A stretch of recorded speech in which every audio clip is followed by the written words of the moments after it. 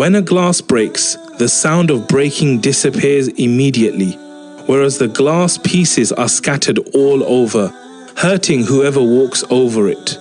Similarly, when you say something that hurts someone's feelings, your words disappear, but in their heart remains pain for a long time.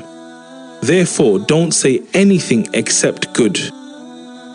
Always remember the 9 pieces of advice and prohibitions that Allah has given in Surah Al-Hujurat, the surah about manners, before you say anything to anyone. 1.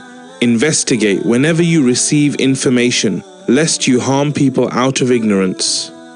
2. Make settlement between your brothers, because believers are brothers. 3. Act justly. Whenever there is a dispute, try for settlement and act justly among both parties, as Allah loves those who act justly. 4. Don't ridicule people. Perhaps they may be better than you to Allah. 5. Don't insult one another. 6. Don't call each other with offensive nicknames. 7. Avoid suspicion. Indeed, some of the negative assumptions are sins. 8. Don't spy on each other. 9. Don't backbite each other. It's a major sin equivalent to eating your dead brother's flesh.